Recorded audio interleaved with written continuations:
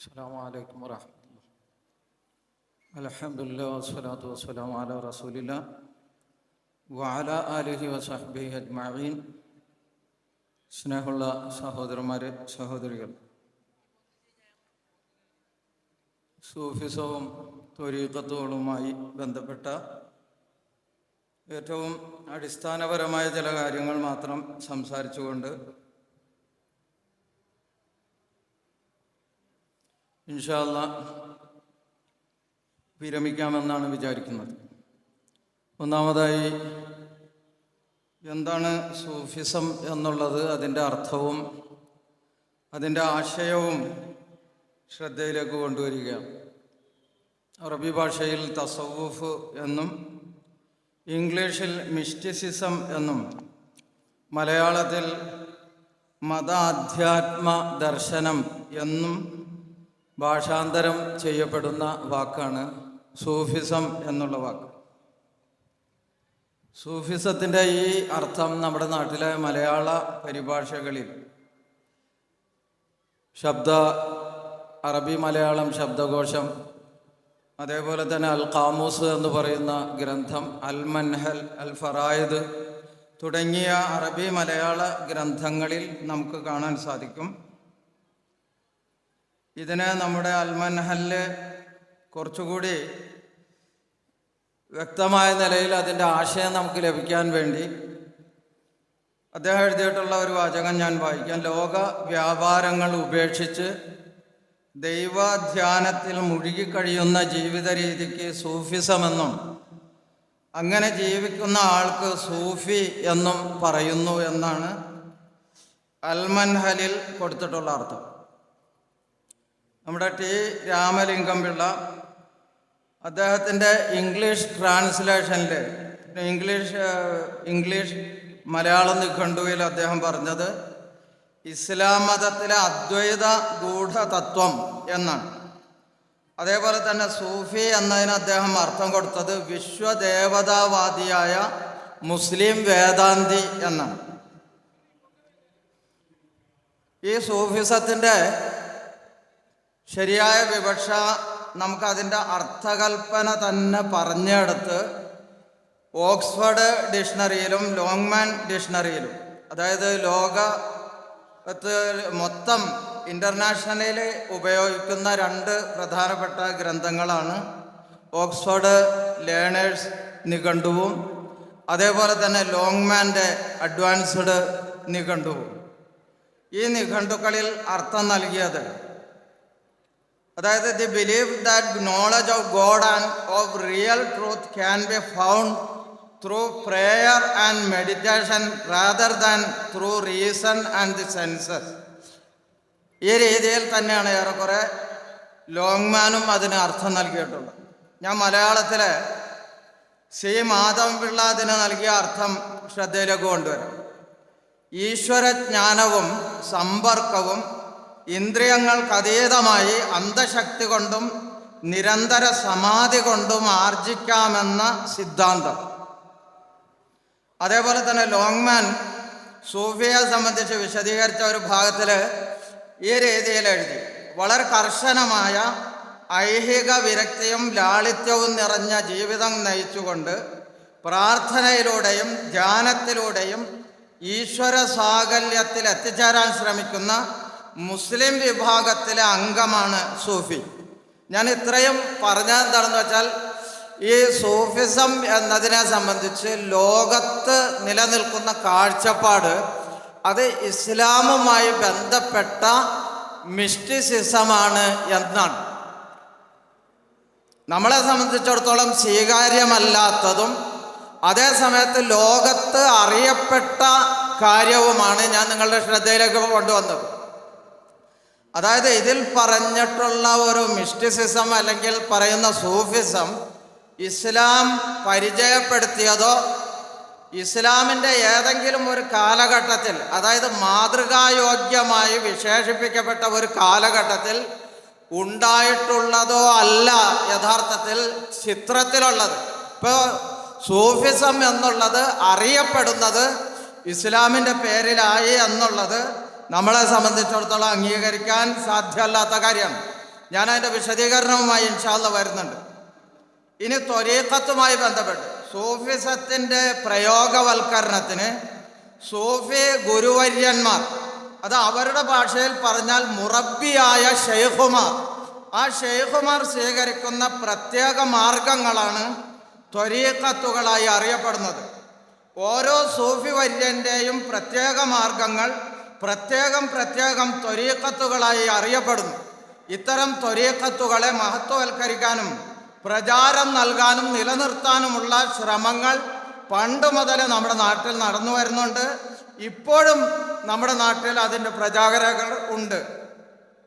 അന്ധവിശ്വാസങ്ങളുടെയും അനാചാരങ്ങളുടെയും വക്താക്കൾ നമ്മുടെ ഈ കേരളത്തിലെ അന്ധവിശ്വാസങ്ങൾക്കും അനാചാരങ്ങൾക്കും ചൂട്ടുപിടിക്കുന്ന സമസ്ത കേരളയാണെങ്കിലും സംസ്ഥാന കേരളയാണെങ്കിലും അവരുമായി ബന്ധപ്പെട്ട ഉലമാക്കൾ ഈ വിഷയത്തെ പ്രൊമോട്ട് ചെയ്യാനും നിലനിർത്താനും മഹത്വവൽക്കരിക്കാനും ശ്രമിക്കുന്നു എന്നത് അവരുടെ വാമൊഴികളിലും അവരുടെ വരമൊഴി സാഹിത്യങ്ങളിലെല്ലാം നിറഞ്ഞു കിടക്കുന്ന സംഗതിയാണ്. ഞാൻ ആ ഭാഗത്തേക്ക് കൂടുതൽ പോകുന്നില്ല. പക്ഷേ അതിൻ്റെ വിശദീകരണം ഇൻഷാ അല്ലാഹ് ഞാൻ മറ്റൊരു ഭാഗത്ത് പറയുന്നുണ്ട്. ഈ ന്യായീകരണത്തിന് ഇസ്ലാമിൽ നിന്ന് എന്താണ് ഖണ്ഡനമായി പറയാനുള്ളത് എന്നുള്ളത് ഇൻഷാ അല്ലാഹ് ഞാൻ വിശദീകരിക്കും. ഇപ്പോൾ സൈദ്ധാന്തികമായി സൂഫിസത്തെ പറ്റി നമ്മൾ പഠിച്ചപ്പോൾ അതിനെ സംബന്ധിച്ചുള്ള ആ വിവരങ്ങളിൽ വന്നിട്ടുള്ള 4 പ്രധാനപ്പെട്ട സംഗതികളുണ്ട്. ഒന്ന്, സൂഫിസവും അത് പിന്തുടരുന്ന സൂഫി വേദാന്തികളുടെ സ്വയംകൃത അനുഷ്ഠാന രീതികളും ഇന്ന് ലോകത്ത് ഇസ്ലാമിൻ്റെ പേരിൽ അറിയപ്പെടുന്നു എന്നുള്ള വിരോധാഭാസം, അതാണ് നമ്മൾ വായിച്ചതിൽ ഒന്ന്. 2, ഈശ്വരജ്ഞാനം. ആ ഈശ്വരജ്ഞാനത്തിന് നമ്മൾ പറയുന്ന പേര് വഹി എന്നാണ്. ആ ദിവ്യ വെളിപാട് പ്രാർത്ഥന കൊണ്ട്, ത്യാഗം കൊണ്ട്, ധ്യാനം കൊണ്ട്, ഐഹിക സുഖ പരിത്യാഗം കൊണ്ട് ആർജിച്ചെടുക്കാം. അതായത് അള്ളാഹുവിൽ നിന്നുള്ള വിജ്ഞാനം, അള്ളാഹുവിൽ നിന്നുള്ള അറിവ്, ആ വഹി നമ്മുടെ ഭക്തി കൊണ്ടും ആത്മാർത്ഥത കൊണ്ടും നമുക്ക് ആർജിച്ചെടുക്കാം എന്നാണ് പറയുന്നത്. അത് അംഗീകരിക്കാൻ സാധ്യമല്ല. മൂന്നാമത്തത്, സൃഷ്ടാവിൽ വിലയിച്ചൊന്നാകുന്ന അദ്വൈത സിദ്ധാന്തവുമായി ഇസ്ലാമിനെ ബന്ധിപ്പിക്കുന്നു എന്നതാണ് സൂഫിസത്തിൽ നമ്മൾ അതിൻ്റെ നിർവചനങ്ങളിൽ അതിൻ്റെ വിശദീകരണങ്ങളിൽ കാണുന്നത്. ഇസ്ലാമിനെ സംബന്ധിച്ചിടത്തോളം ഇതും അംഗീകരിക്കാൻ സാധ്യമല്ല. ഇൻഷാ അല്ലാഹ് ഞാൻ വിശദീകരണത്തിലേക്ക് വരാം. നാലാമത്തേത്, ഈ പരിത്യാഗികളുടെ, അതായത് സൂഫി വര്യന്മാർ എന്ന് പറയുന്ന മുറബ്ബി ഷെയ്ഖുമാരുടെയും അവരുടെ പിന്തുടർച്ചക്കാർ എന്ന മുരീദുകൾ എന്നവർ പറയുന്ന അവരുടെ ടേം, ആ ടേമിൽ അറിയപ്പെടുന്ന മുരീദുകളുടെയും മാതൃകാപരമല്ലാത്ത കൃത്രിമമായ ജീവിതം, ഞാൻ അങ്ങനെയാണ് അതിന് പേര് നൽകാൻ ആഗ്രഹിക്കുന്നത്, മാതൃകാപരമല്ലാത്ത കൃത്രിമമായ അവരുടെ ജീവിതത്തെ മഹത്വവൽക്കരിക്കാൻ ശ്രമിക്കുന്നു എന്ന്. ഈ 4 പോയിന്റുകളെ ഇസ്ലാമിന് ഒരു നിലക്കും അംഗീകരിക്കാൻ സാധ്യമല്ല. അപ്പോൾ ഇസ്ലാമിൽ ഒരു ആധ്യാത്മിക ദർശനം ഇല്ലേ എന്ന ചോദ്യത്തിൻ്റെ ഉത്തരം നമുക്ക് ഒടുവിൽ മനസ്സിലാക്കാൻ സാധിക്കും. ആ ഇസ്ലാമിലെ ആധ്യാത്മിക ദർശനത്തിൻ്റെ പേരിൽ അവതരിപ്പിക്കപ്പെട്ടിട്ടുള്ള ഈ സിദ്ധാന്തവും ഈ സിദ്ധാന്തത്തെ പ്രയോഗവൽക്കരിക്കാൻ വേണ്ടി കാണിച്ചു കൂട്ടിയിട്ടുള്ള സ്വയംകൃതമായ ആചാരങ്ങളോ അനുഷ്ഠാനങ്ങളോ ജീവിതത്തിൻ്റെ ക്ലിഷ്ടതയേറിയ കർക്കശമായ സിംപ്ലിസിറ്റിയോ ഒന്നും യഥാർത്ഥത്തിൽ ഇസ്ലാമിന് അംഗീകരിക്കാൻ സാധ്യമല്ല. നമുക്ക് അതിൻ്റെ കാരണങ്ങളിലേക്ക് വരാം. വിശുദ്ധ ഖുർആൻ പറയുന്നുണ്ട്, അല്ലാഹു ഖാലിഖു കുല്ലി ഷൈഇൻ, എല്ലാ വസ്തുക്കളുടെയും സൃഷ്ടാവാകുന്നു അല്ലാഹു. വഹുവ അലാ കുല്ലി ഷൈഇൻ വകീൽ. വഹുവൽ അവ്വലു വൽ ആഖിറു വൽ ളാഹിറു വൽ ബാത്തിൻ വഹുവ ബികുല്ലി ഷൈഇൻ ആലിം. അവനാകുന്നു ആദിമൻ, അവനാകുന്നു അന്ത്യൻ, അവനാകുന്നു പ്രത്യക്ഷൻ, അവനാകുന്നു പരോക്ഷൻ. വിശുദ്ധ ഖുർആൻ സൃഷ്ടാവായ അള്ളാഹുവിനെ പരിചയപ്പെടുത്തിയതാണ്. മറ്റൊരു സ്ഥലത്ത് വിശുദ്ധ ഖുർആൻ പറഞ്ഞു, കുല്ലു ഷൈഇൻ ഹാലികുൻ ഇല്ലാ വജഹഹു. ഈ ഭൂമുഖത്തുള്ള പ്രപഞ്ചത്തിലുള്ള എല്ലാം നശിക്കുന്നതാണ്, നശിപ്പിക്കപ്പെടുന്നതാണ്. ഇല്ലാ വജഹഹു, അവൻ്റെ തിരുമുഖം ഒഴികെ.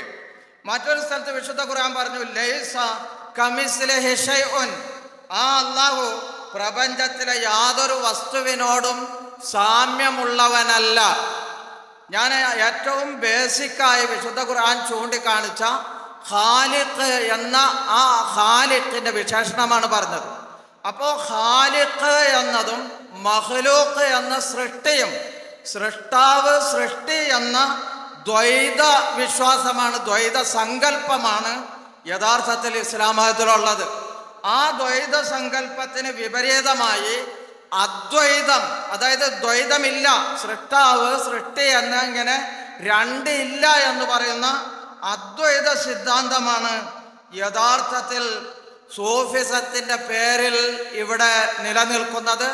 ഇസ്ലാമിന്റെ പേരിൽ ചേർക്കപ്പെട്ട സൂഫിസം അതാണ് എങ്കിൽ ഒരു ഉറപ്പല്ലേ വിശുദ്ധ ഖുർആന് ഇത് അംഗീകരിക്കാൻ സാധ്യത? ഇത് കുഫറാണ്. യഥാർത്ഥത്തിൽ അദ്വൈതം ഇസ്ലാമിനെ സംബന്ധിച്ചിടത്തോളം കുഫറാണ്.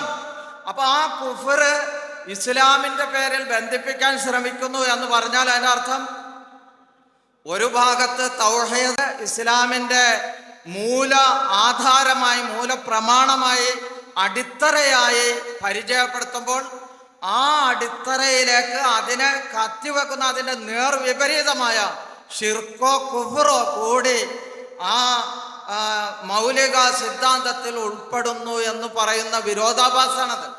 അതുകൊണ്ട് സൂഫിസവുമായി ബന്ധപ്പെട്ട് വിശുദ്ധ ഖുർആനിൽ ഒരു നിലക്കും തെളിവ് കണ്ടെത്താൻ സാധ്യമല്ല.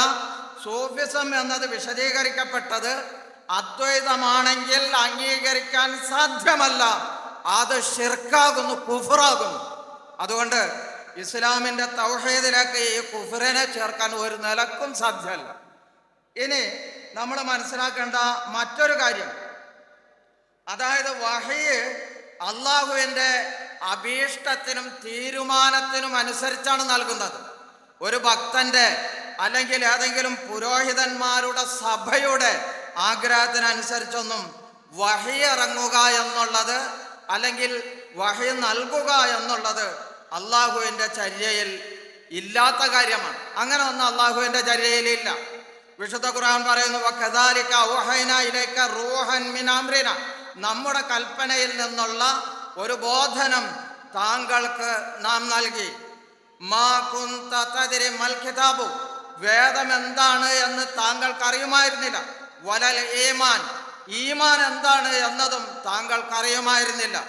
വലകിൻ ജഅൽനാഹു നൂറൻ, പക്ഷെ അള്ളാഹു തീരുമാനിച്ചിട്ടാണ് അള്ളാഹു ആ പ്രകാശത്തെ നൽകിയിട്ടുള്ളത്. നഹ്ദി ബിഹി മൻ നശാഉ മിൻ ഇബാദിന, നമ്മുടെ അടിമകളിൽ നാം ഉദ്ദേശിക്കുന്ന ആളുകൾക്ക് ആ പ്രകാശം നൽകി അള്ളാഹു വഴി കാണിക്കുന്നു. വഇന്നക ലതഹ്ദി ഇലാ സിറാത്തി മുസ്തഖീം, പ്രവാചകരെ താങ്കൾ ഏറ്റവും ഋജുവായ മാർഗത്തിൽ തന്നെയാണ് ജനങ്ങളെ ക്ഷണിച്ചു കൊണ്ടിരിക്കുന്നത്, താങ്കൾ നിലകൊള്ളുന്നതും താങ്കൾ നടന്നുകൊണ്ടിരിക്കുന്നതും എന്നാണ്.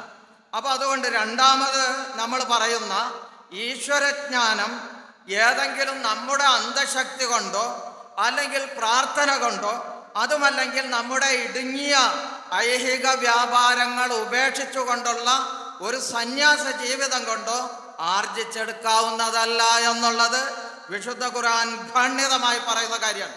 വമാ കുന്ത തർജു അൻ യുൽഖാ ഇലൈക അൽ കിതാബു, ഒരു വേദഗ്രന്ഥം ഇറക്കപ്പെടണം എന്ന് താങ്കൾ ആഗ്രഹിച്ചിരുന്നില്ല. ഇല്ലാ റഹ്മതൻ മിർ റബ്ബിക്, താങ്കളുടെ രക്ഷിതാവിൻ്റെ റഹ്മത്ത് കൊണ്ട് മാത്രമായി അത് താങ്കൾക്കായി അള്ളാഹു നൽകിയതാണ് എന്ന് വിശുദ്ധ ഖുർആൻ പറയുന്നു.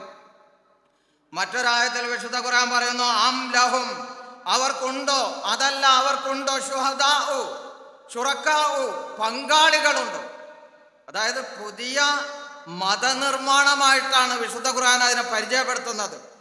ശറഉ ലഹും മിനദ്ദീനി, ദീനിൽ നിന്ന് അവർക്ക് ശരീഅത്ത് നിശ്ചയിച്ചു കൊടുത്തിട്ടുള്ള മാലം യഅ്ദൻ ബിഹില്ല, അല്ലാഹു ഒട്ടും അനുവദിച്ചിട്ടില്ലാത്ത ഒരു ശരീഅത്ത്, ഒരു ദീൻ, അത് പുതുതായി ഉണ്ടാക്കാൻ, നിയമമായി ഉണ്ടാക്കാൻ അവർക്ക് വല്ല പങ്കാളികളുമുണ്ടോ എന്നാണ് വിശുദ്ധ ഖുർആൻ ചോദിക്കുന്നത്. അതുകൊണ്ട് മുഹമ്മദ് സല്ലല്ലാഹു അലൈഹി വസല്ലം കൊണ്ടുവന്നിട്ടുള്ള ദീനിൻ്റെ ആചാരങ്ങളും അനുഷ്ഠാനങ്ങളും അല്ലാത്ത പുതിയ ആചാരങ്ങൾ ആരെങ്കിലും ഉണ്ടാക്കിയാൽ അത് പുതിയ മതനിർമ്മാണമാണ് എന്ന് വിശുദ്ധ ഖുർആൻ തന്നെ ചൂണ്ടിക്കാണിക്കുന്നു എന്നുള്ളതാണ് നമ്മൾ വായിച്ചു പോയത്. അതുകൊണ്ട് ഈ വിഷയവുമായി വിശുദ്ധ ഖുർആൻ ധാരാളം കാര്യങ്ങൾ പറയുന്നുണ്ട്. ഞാൻ നമ്മുടെ സമയം കുറവായതുകൊണ്ട് വളരെ പെട്ടെന്ന് വായിച്ച് അവസാനിപ്പിക്കുകയാണ്. ഇനി ഇതിനെ സംബന്ധിച്ച് നമ്മുടെ നാട്ടിൽ ചില ന്യായീകരണങ്ങൾ നടക്കാറുണ്ട്. ആ ന്യായീകരണങ്ങളുടെ ചില സാമ്പിളുകൾ മാത്രമാണ് നിങ്ങളുടെ ശ്രദ്ധയിലേക്ക് കൊണ്ടുവരുന്നത്. അതായത് നമുക്കെല്ലാവർക്കും അറിയാം, ജിബ്രീൽ അലൈഹിസ്സലാം മുഹമ്മദ് നബി സല്ലല്ലാഹു അലൈഹി വസല്ലമയുടെ മുമ്പിൽ ഒരു യുവാവിൻ്റെ വേഷത്തിൽ വന്നിരിക്കുകയുണ്ടായി. മുട്ടോട് മുട്ട് ചേർത്തിരുന്ന് റസൂലിനോട് 4-5 ചോദ്യങ്ങൾ ചോദിച്ചു. ആ ചോദിച്ച ചോദ്യങ്ങളിൽ ഇസ്ലാമിനെ സംബന്ധിച്ച് ചോദിച്ചു, ഈമാനിനെ സംബന്ധിച്ച് ചോദിച്ചു, ഇഹ്സാനിനെ സംബന്ധിച്ച് ചോദിച്ചു. റസൂൽ സല്ലല്ലാഹു അലൈഹി വസല്ലമയുടെ മറുപടി, ആ മറുപടിയാണ് ദുർവ്യാഖ്യാനത്തിന് ഇരയായിട്ടുള്ളത്. അതായത് ലോകമെമ്പാടുമുള്ള ഇസ്ലാം മത വിശ്വാസികളിൽ നിന്ന് സൂഫിസത്തോട് താല്പര്യമുള്ളവർ സൂഫിസത്തെ ന്യായീകരിക്കാൻ വേണ്ടി എല്ലായിടത്തും ഈ മലയാളികളും മലയാളികളല്ലാത്ത അറബികളും ആരാകട്ടെ അവരെല്ലാം ന്യായീകരിക്കാൻ വേണ്ടി തെരഞ്ഞെടുത്ത ബുഖാരി, മുസ്ലിം പോലെയുള്ള ഹദീസ് ഗ്രന്ഥങ്ങളിൽ രേഖപ്പെടുത്തപ്പെട്ട പ്രസിദ്ധമായ ഈ ഹദീസിൽ അള്ളാഹുവിൻ്റെ പ്രവാചകൻ ഇഹ്സാൻ എന്താണെന്ന് വിശദീകരിച്ചു. അൻ തഅബ്ദുല്ലാഹ കഅന്നക തറാഹു ഫഇൻ ലം തകുൻ തറാഹു ഫഇന്നഹു യറാക്. നീ അള്ളാഹുവിനെ ഇബാദത്ത് ചെയ്യണം. കഅന്നക തറാഹു, അള്ളാഹുവിനെ നീ കാണുന്നുണ്ട് എന്ന വണ്ണം നീ അള്ളാഹുവിനെ ഇബാദത്ത് ചെയ്യണം. ഫഇൻ ലം തകുൻ തറാഹു, നീ അള്ളാഹുവിനെ കാണുന്നില്ലെങ്കിലും ഫഇന്നഹു യറാക്, അവൻ നിന്നെ കണ്ടുകൊണ്ടിരിക്കുന്നു എന്ന ആ ബോധ്യത്തോടെയാണ് നീ ഇബാദത്ത് ചെയ്യേണ്ടത്. അതായത് പുണ്യകർമ്മങ്ങളായിട്ടുള്ള സകല കാര്യങ്ങളും നിന്നിൽ നിന്നും ഉണ്ടാകേണ്ടത് എന്ന് റസൂൽ സല്ലല്ലാഹു അലൈഹി വസല്ലം പഠിപ്പിച്ചു. ഈ വിഷയത്തിൽ തർക്കമില്ല. ഈ ആധ്യാത്മിക ദർശനം എന്താണോ അതിൻ്റെ പരിധി വിടാതെ റസൂൽ സല്ലല്ലാഹു അലൈഹി വസല്ലം പറഞ്ഞ രീതിയിലും പറഞ്ഞതിനെ നബിയുടെ ചര്യ വേണ്ട എന്ന് വച്ചിട്ട്, അതായത് ഒരു കാര്യം പഠിപ്പിക്കാൻ വേണ്ടി നിർദ്ദേശിച്ച പ്രവാചകൻ ആ നിർദ്ദേശത്തിനനുസൃതമായി ഒരു ജീവിതം നയിച്ചിട്ടുണ്ട്. പ്രവാചകന്റെ നിർദ്ദേശത്തെ അടർത്തിയെടുത്ത് ആ നിർദ്ദേശത്തെ ദുർവ്യാഖ്യാനം ചെയ്യുകയും ആ നിർദ്ദേശത്തിനനുസൃതമായി അദ്ദേഹം ജീവിച്ച അദ്ദേഹത്തിൻ്റെ തിരുചര്യ ആ ഭാഗത്തേക്ക് തിരിഞ്ഞു നോക്കാതെ അവഗണിക്കപ്പെടുകയും ചെയ്യുന്ന ഒരു സ്ഥിതിവിശേഷമാണ് ത്വരീഖത്തുകളിൽ നമ്മൾ കാണുന്നത്. ത്വരീഖത്തിനെ ന്യായീകരിക്കുന്ന ആളുകൾ ഇസ്ലാമിൻ്റെ ആത്മീയ സരണിയാണ് ത്വരീഖത്ത്. നബി സല്ലല്ലാഹു അലൈഹി വസല്ലം സഹാബിമാരിൽ നിർവഹിച്ച അതേ സംസ്കരണ പ്രവർത്തനം തന്നെയാണ് ത്വരീഖത്ത്. ത്വരീഖത്ത് തസ്കിയത്തിൻ്റെ മൂർത്തിമൽഭാവമാണ്, ശരീഅത്തിൻ്റെ പൂർത്തീകരണമാണ് ത്വരീഖത്ത്. അഹ്ലുസുന്ന വൽ ജമാഅയിലെ എല്ലാവരും ത്വരീഖത്ത് ഉള്ളവരാണ്. ത്വരീഖത്തിനെ നിഷേധിക്കുന്നവർ യഥാർത്ഥത്തിൽ ത്വരീഖത്ത് എന്താണ് എന്ന് അറിയാത്തവരാണെന്നും വ്യാജ ത്വരീഖത്തുകാരുടെ മറവിൽ അവരെ എതിർക്കുന്നതിൻ്റെ, അവരെ വിമർശിക്കുന്നതിൻ്റെ മറവിൽ ത്വരീഖത്തിനെ തന്നെ തള്ളിപ്പറയുന്നവരുമുണ്ട്. അങ്ങനെ തള്ളിപ്പറയുന്ന ആളുകളും വ്യാജ ത്വരീഖത്തുകാരും ഒരുപോലെ ദീനിൻ്റെ ശത്രുക്കളാണ്. ഈ നിലക്കാണ് കേരളത്തിൽ വളരെ അപകടകരമായ പ്രചാരണങ്ങളാണ് സൂഫിസവും അതേപോലെ തന്നെ ത്വരീഖത്തുമായി നമ്മുടെ നാട്ടിലെ മുസ്ലിംമാർ അല്ലെങ്കിൽ പുരോഹിതന്മാർ ഫേസ്ബുക്കുകളിലൂടെയും പ്രത്യേകമായ ഗ്രന്ഥങ്ങൾ രചിച്ചുകൊണ്ടും അതേപോലെ തന്നെ പ്രഭാഷണങ്ങളിലൂടെയും എഴുത്തുകളിലൂടെയും ഒക്കെ പറഞ്ഞുകൊണ്ടിരിക്കുന്നത്. ഇനി ഈ ത്വരീഖത്തുകളിൽ പ്രവേശിക്കുന്ന ആളുകൾ, അതായത് ത്വരീഖത്തിൻ്റെ ഒരു മുറബ്ബിയായ ശൈഖിനെ ബൈഅത്ത് ചെയ്തുകൊണ്ട് അയാളെ ഇത്തിബാ ചെയ്യുന്ന ആളുകൾ, ആ മുറബ്ബിക്ക് ഇൽഹാമിലൂടെയും കശ്ഫിലൂടെയും മലക്കുകളുടെ ഇറക്കത്തിലൂടെയും ഉറക്കത്തിലെ ദിവ്യബോധനത്തിലൂടെയും അള്ളാഹുവുമായിട്ടുള്ള സംഭാഷണത്തിലൂടെയും പ്രവാചകന്മാരുമായുമുള്ള സംഭാഷണത്തിലൂടെയും ദിവ്യജ്ഞാനവും അതേപോലെ തന്നെ ദിവ്യമായ സമ്പർക്കവും ലഭിക്കുന്നു എന്നെല്ലാമുള്ള വളരെ വിചിത്രമായ ആശയങ്ങൾ ഇതിൻ്റെ പേരിൽ പ്രചരിപ്പിക്കപ്പെട്ടിട്ടുണ്ട്. മുൻകാലത്ത് പണ്ഡിതന്മാർ ഇതിനെ വിവേകമുള്ള ഖുറാനിനെയും ഹദീസിനെയും ആധാരമാക്കി ജനങ്ങൾക്ക് കാര്യങ്ങൾ വിശദീകരിച്ചു കൊടുക്കുന്ന മുൻഗാമികളായ എല്ലാ പണ്ഡിതന്മാരും ഈ തരത്തിലുള്ള ഇവരുടെ അപകടകരമായ വാദങ്ങളെ സംബന്ധിച്ച് വ്യക്തമാക്കിയിട്ടുണ്ട്. ഓരോ ചോദ്യങ്ങൾക്ക് ഉത്തരമായി ഫത്വകളിലൂടെ അല്ലാതെയൊക്കെ ആയിട്ട് പറഞ്ഞിട്ടുണ്ട്. മുറബിയായ ഒരു സൂഫി അയാളുടെ മുറബി ദറജയിലേക്ക് എത്തിക്കഴിഞ്ഞാൽ ആ സൂഫിക്കും ആ സൂഫിയെ പിന്തുടരുന്ന മുരീദിനും ഖുർആനിൻ്റെയും സുന്നത്തിൻ്റെയും മാർഗം സ്വീകാര്യമല്ലാത്ത ഒരു സ്ഥിതിയാണ് യഥാർത്ഥത്തിലുള്ളത്. അപ്പൊ എന്തുകൊണ്ട് സൂഫിസം തിരസ്കരിക്കപ്പെടുന്നു, അല്ലെങ്കിൽ ത്വരീഖത്തുകളെ എന്തുകൊണ്ട് എതിർക്കപ്പെടുന്നു എന്ന ചോദ്യത്തിന് വളരെ വ്യക്തമാണ് ഉത്തരം. ഇസ്ലാം മതത്തിൻ്റെ വിജ്ഞാനങ്ങൾ, ആ വിജ്ഞാനങ്ങൾ അതിൻ്റെ മൗലികമായ ആശയ ആദർശങ്ങൾ, ഈമാനുമായി ബന്ധപ്പെട്ട വിജ്ഞാനങ്ങൾ, അതേപോലെ അനുഷ്ഠാനപരമായ കാര്യങ്ങൾ, അതേപോലെ അവരുടെ മുആമലാത്തുകൾ, അതേപോലെ തന്നെ കുറ്റവും ശിക്ഷയുമായി ബന്ധപ്പെട്ട നിയമങ്ങൾ, ഇങ്ങനെ അനേകം നിയമങ്ങൾ, ഇതിൻ്റെ എല്ലാം വൈജ്ഞാനിക സ്രോതസ് വിശുദ്ധ ഖുർആനും പ്രവാചകൻ സല്ലല്ലാഹു അലൈഹി വസല്ലമയുടെ തിരുചര്യയുമാണ്. ആ തിരുചര്യയെ തിരിഞ്ഞു നോക്കാത്ത, അതിലെന്താണ് ഉള്ളത് എന്ന് പറയാത്ത ഒരു സ്തുതിവിശേഷമാണ് യഥാർത്ഥത്തിൽ സൂഫികളിലും ത്വരീഖത്തിൻ്റെ ആളുകളിലും നമുക്ക് കാണാൻ സാധിക്കുന്നത്. അതുകൊണ്ട് വിശുദ്ധ ഖുർആൻ പറഞ്ഞു, അന്ന ഹാദാ സിറാത്തി മുസ്തഖീമ, എൻ്റെ രുജുവായ പാത ഇതാകുന്നു, ഫത്തബിഊഹു, ആ പാത നിങ്ങൾ ഇത്തിബാഅ് ചെയ്യണം, വലാ തത്തബിഉ സുബുല, വിവിധ മാർഗങ്ങൾ അത് നിങ്ങൾ പിന്തുടർന്നേക്കരുത്, ഫതഫറഖ ബികും അൻ സബീലിഹി, അങ്ങനെ വന്നാൽ, അങ്ങനെ പിന്തുടർന്നാൽ ആ യഥാർത്ഥമായ മാർഗത്തിൽ നിന്ന് നിങ്ങൾ ചിതറിപ്പോകും, വേറെയായി പല പല സംഘങ്ങളായി നിങ്ങൾ മാറിപ്പോകും. ദാലികും വസാകും ബിഹി ലഅല്ലകും തത്തഖൂൻ, നിങ്ങൾ തഖ്വയുള്ളവരാകാൻ അള്ളാഹു നിങ്ങളെ പ്രത്യേകമായി വസിയ്യത്ത് നൽകുകയാണ്, ഉപദേശിക്കുകയാണ്.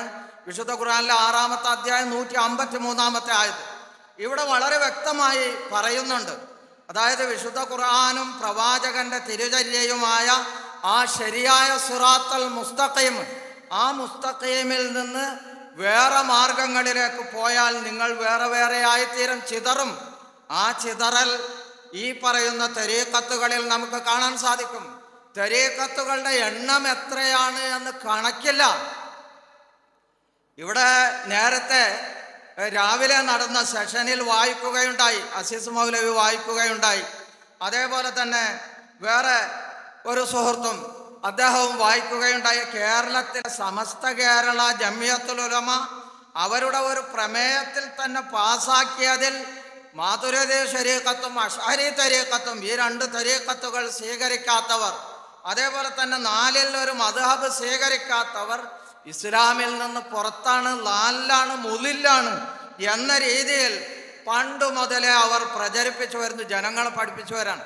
യഥാർത്ഥത്തിൽ അവരെ ആരാണോ എതിർക്കുന്നത്, ആ എതിർക്കുന്നവരുടെ എതിർപ്പ് സാധാരണക്കാരായ ജനങ്ങൾക്ക് കാര്യങ്ങൾ ബോധ്യമാകാൻ ഇടയാകുന്നുണ്ട്, സാധാരണക്കാർ അവരുടെ വലയിൽ നിന്ന് രക്ഷപ്പെടുന്നുണ്ട് എന്നതിൻ്റെ അരിശമാണ്, അല്ലെങ്കിൽ നിരാശയാണ് ഇത്തരത്തിലുള്ള കടുത്ത പ്രയോഗങ്ങൾക്ക് കാരണമെന്നാണ് നമ്മൾ മനസ്സിലാക്കുന്നത്. ഇനി നമ്മൾ മനസ്സിലാക്കേണ്ട ഒരൊറ്റ ഉദാഹരണങ്ങൾ പറഞ്ഞ് ഞാൻ എൻ്റെ ഭാഗം അവസാനിപ്പിക്കാം. അതായത് മുഹമ്മദ് നബി സല്ലല്ലാഹു അലൈഹി വസല്ലം വീട്ടിൽ ഇല്ലാതിരുന്ന സമയത്ത് നബിയുടെ ഇബാദത്തുകൾ മനസ്സിലാക്കാൻ വേണ്ടി 3 യുവാക്കൾ റസൂൽ സല്ലല്ലാഹു അലൈഹി വസല്ലമയുടെ വീട്ടിൽ ചെല്ലുകയുണ്ടായി. റസൂൽ സല്ലല്ലാഹു അലൈഹി വസല്ലമയുടെ ഭാര്യമാർ റസൂലിൻ്റെ ഇബാദത്തുകളെ സംബന്ധിച്ച് വിശദീകരിച്ചു. അപ്പോൾ അവരുടെ പ്രതികരണം റസൂൽ സല്ലല്ലാഹു അലൈഹി വസല്ലമയുടെ ഇബാദത്ത് കാരണവും തഖാല്ലുഹ എന്നാണ്. അതായത് അവർക്കത് കുറവ് പോലെയാണ് അനുഭവപ്പെടുന്നത്. നമ്മൾ സാധാരണക്കാരായ ആളുകൾ ഈ രീതിയിൽ ജീവിച്ചാൽ പോരാ എന്ന് പറഞ്ഞ് അവർ 3 പ്രതിജ്ഞ ചെയ്തു. അവരുടെ 3 പ്രതിജ്ഞ, ആ പ്രതിജ്ഞ നമുക്ക് ഹദീസുകളിൽ കാണാം. അതായത് ഒരാള് 365 ദിവസവും പകലുകളിൽ നോമ്പെടുക്കും എന്നുള്ളതായിരുന്നു ഒരാളുടെ പ്രതിജ്ഞ. മറ്റൊരാളുടെ പ്രതിജ്ഞ ദാമ്പത്യ ബന്ധത്തിൽ ഏർപ്പെടുകയില്ല എന്നുള്ളതായിരുന്നു. മറ്റൊരാളുടെ പ്രതിജ്ഞ രാത്രികാലങ്ങളിൽ ഉറങ്ങാതെ ആരാധനകളിൽ ദിക്റുകളിൽ മുഴുകും എന്നുള്ളതായിരുന്നു. റസൂൽ സല്ലല്ലാഹു അലൈഹി വസല്ലം അവരെ വിളിച്ചു വരുത്തി. എന്നിട്ട് റസൂൽ സല്ലല്ലാഹു അലൈഹി വസല്ലം പറഞ്ഞു, ഇന്നമാ അന അഅലമുക്കും ബില്ലാഹ്.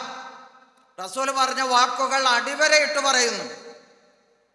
ഇന്നമാ അന അഅലമുക്കും ബില്ലാഹ്, നിങ്ങളുടെ കൂട്ടത്തിൽ അള്ളാഹുവിനെ കുറിച്ച് നിങ്ങളിൽ എല്ലാവരെക്കാളും ഏറ്റവും കൂടുതലായി അറിയുന്നവൻ ഞാനാണ്. ഒരു റിപ്പോർട്ടിൽ അങ്ങനെയാണ്.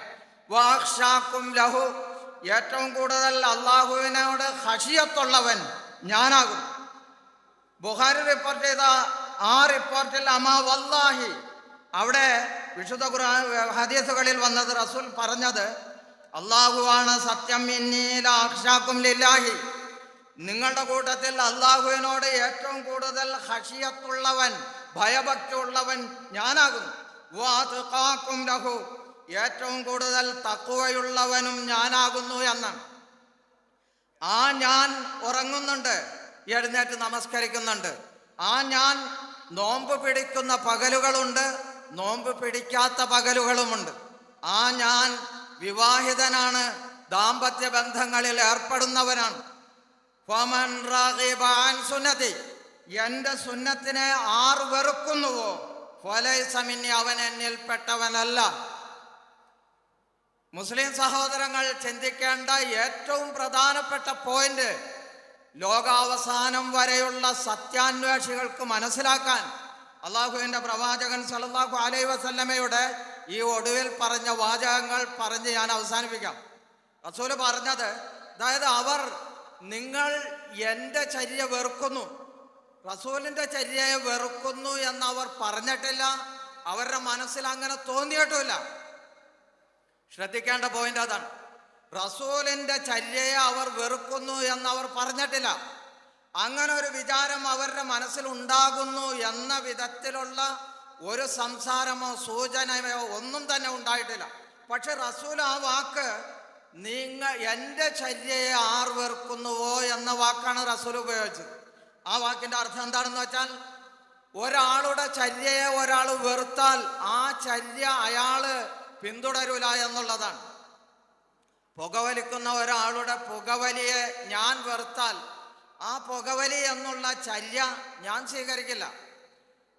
ദീർഘമായി ഉറങ്ങുകയോ മറ്റേതെങ്കിലും തരത്തിലുള്ള ദുശ്ശീലം കാണിക്കുകയോ ചെയ്യുന്ന ഒരാളുടെ ദുശ്ശീലത്തെ ഞാൻ വെറുത്താൽ ഞാൻ എന്താണ് ചെയ്യാം?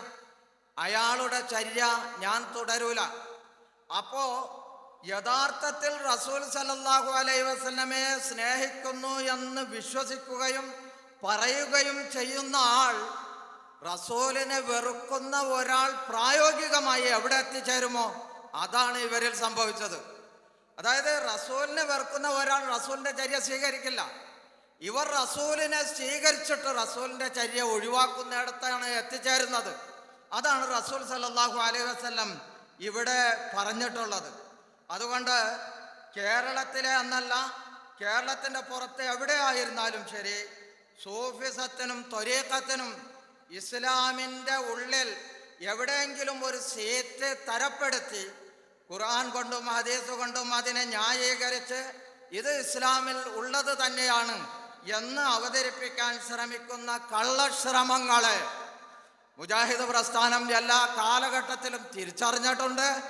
ഈ അപകടത്തെക്കുറിച്ച് കേരളത്തിലെ മുഴുവൻ മുസ്ലിങ്ങളെയും ഉത്ബോധിപ്പിക്കുകയും ചെയ്തിട്ടുണ്ട്. അത് ഈ സന്ദർഭത്തിൽ ഇവിടെ ആവർത്തിക്കാൻ നമ്മൾ ആഗ്രഹിക്കുന്നു. മറ്റൊരു കാര്യം സൂചിപ്പിക്കാനുള്ളത്, അതായത് ഇമാം ഗസാലിയെ പോലെയുള്ള ഒരുപാട് പണ്ഡിതന്മാർ, മുൻകാലത്തുള്ള മഹാരഥന്മാരായ പണ്ഡിതന്മാർ, അവരുടെ വാക്കുകൾ വളരെ മഹത്തരമായ വാക്കുകളായി അവതരിപ്പിച്ചുകൊണ്ട് മഹാന്മാർ യഥാർത്ഥത്തിൽ ഈ കാര്യങ്ങൾ പറഞ്ഞിട്ടുള്ളത് ഖുർആനിൻ്റെയും ഹദീസിൻ്റെയും ഏറ്റവും ആശയ ഗാംഭീര്യം ഉൾക്കൊണ്ടുകൊണ്ട് തന്നെയാണ് എന്ന രീതിയിലാണ് നമ്മുടെ നാട്ടിൽ ഇത് അവതരിപ്പിച്ചു കൊണ്ടിരിക്കുന്നത്. അതായത് ഇഹ്യാ ഉലൂമുദ്ദീൻ ഏതാണ്ട് 3 വിഭാഗക്കാരായിട്ട് തന്നെ 3 വ്യത്യസ്ത പരിഭാഷകൾ തന്നെ കേരളത്തിലുണ്ട് എന്നാണ് നമുക്ക് മനസ്സിലാക്കാൻ സാധിച്ചത്. അതായത് കേരളത്തിൽ സൂഫിസത്തെയോ ത്വരീഖത്തിനെയോ അംഗീകരിക്കുന്ന ആളുകൾ സൂഫിസത്തിൻ്റെ അങ്ങേയറ്റത്തെ ഒരു ആഴത്തിൽ ഇറങ്ങിച്ചെന്ന് സൂഫിസത്തെ ഇസ്ലാമുമായി സംയോജിപ്പിച്ചുകൊണ്ട് വ്യാഖ്യാനിക്കാൻ ശ്രമിച്ച ആ ശ്രമങ്ങളിൽ എടുത്തു പറയേണ്ട ഒരു ശ്രമമാണ് ഇമാം ഖസാലിയുടെ ഇഹ്യാ ഉലൂമുദ്ദീൻ എന്ന് പറയുന്ന ഗ്രന്ഥം. ആ ഗ്രന്ഥത്തെ കേരളത്തിൽ വ്യത്യസ്ത വിഭാഗങ്ങളിൽപ്പെട്ട ആളുകൾ തന്നെ 3 രീതിയിൽ അത് വിവർത്തനം ചെയ്യുകയും ആ വിവർത്തനം കേരളത്തിൽ വളരെ വ്യാപകമായി തന്നെ ധാരാളം എഡിഷൻ പുതിയ എഡിഷനുകൾ വിറ്റഴിക്കപ്പെടുകയും ഒക്കെ ചെയ്തുകൊണ്ടിരിക്കുന്നുണ്ട്. അപ്പോൾ അദ്ദേഹത്തിൻ്റെ ചില വാക്കുകൾ അവരുടെ പ്രഭാഷണങ്ങളിലും ലേഖനങ്ങളിലും കൊണ്ടുവരാറുണ്ട്. അതായത് ഇസ്ലാം എന്നാൽ ഒരു കപ്പലാകുന്നു. ആ കപ്പലിലെ ത്വരീഖത്ത് എന്ന് പറയുന്നത്, ശരീഅത്ത് എന്ന് പറയുന്നത് കപ്പലിലെ സമുദ്രമാണ്. ആ കപ്പൽ സഞ്ചരിക്കേണ്ട സമുദ്രമാണ്. അതേപോലെ തന്നെ ഹഖീഖത്ത് എന്ന് പറയുന്നത് ആ സമുദ്രത്തിലെ മുത്തുകൾ, പവിഴങ്ങൾ അത് മുങ്ങിയെടുക്കലാണ് എന്നൊക്കെ അദ്ദേഹം വ്യാഖ്യാനിച്ചിട്ടുണ്ട്. ആ വ്യാഖ്യാനത്തെ അംഗീകരിച്ചുകൊണ്ട് അല്ലെങ്കിൽ അതിന് മുമ്പിൽ വച്ചുകൊണ്ട് തീർച്ചയായിട്ടും ഇസ്ലാം പറയുന്ന ഈമാനും ഇസ്ലാമും അതേപോലെ ഇഹ്സാനും ഒക്കെ ഈ പറയുന്ന സൂഫിസത്തിൻ്റെയും ത്വരീഖത്തിൻ്റെയും പാരമ്യ രൂപമാണ്.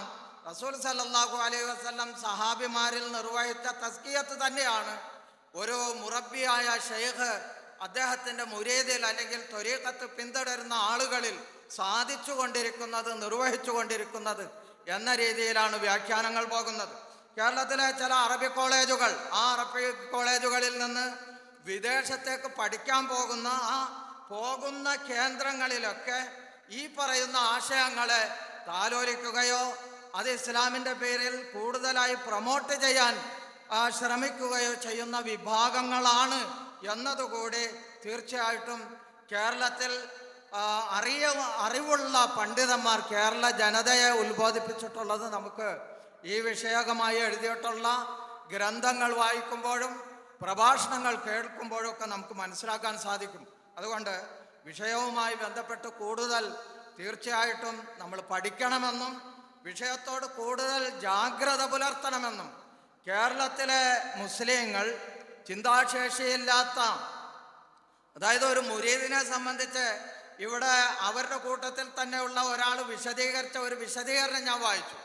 അതായത് മയ്യത്ത് കുളിപ്പിക്കുന്നു, ആ മയ്യത്ത് കുളിപ്പിക്കുന്ന ആളെ ഈ മുറബ്ബിയായ ഷെയ്ഖായിട്ടാണ് വിശദീകരിച്ചിട്ടുള്ളത്. കിടക്കുന്ന ആൾ മയ്യത്ത്, ആ മയ്യത്തിനെ വിശേഷിപ്പിച്ചിട്ടുള്ളത് ത്വരീഖത്ത് പിന്തുടരുന്ന ആ മുരീദുകളെയാണ്. അപ്പം മുരീദുകൾ മയ്യത്താണ് എന്നർത്ഥം. ആ മുരീദുകൾക്ക് സ്വന്തമായി ആലോചനകളില്ല, സ്വന്തമായി ഇച്ഛാശക്തിയില്ല. അങ്ങനെ ഈ മുറബ്ബിയായ ഷെയ്ഖിനെ അന്ധമായി പിന്തുടരുക എന്നതല്ലാത്ത മറ്റൊരു മാർഗം അവർക്കില്ല.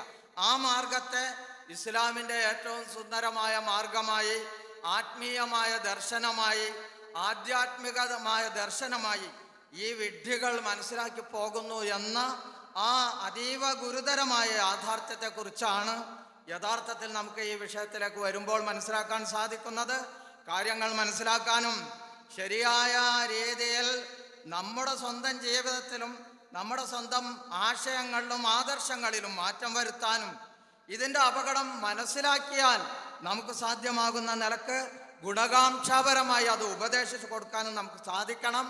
നമ്മൾ അതിന് തയ്യാറെടുക്കണം. ഈ ചുരുങ്ങിയ സമയം നമുക്കത് ഒരു പ്രചോദനമായി തീരട്ടെ എന്ന് പ്രാർത്ഥിച്ചുകൊണ്ട് ഞാൻ എൻ്റെ വാക്കുകൾ അവസാനിപ്പിക്കുന്നു. വആഖിറു ദഅ്വാന അനിൽ ഹംദുലില്ലാഹി റബ്ബിൽ ആലമീൻ. വസ്സലാമു അലൈക്കും വറഹ്മത്തുള്ളാഹി.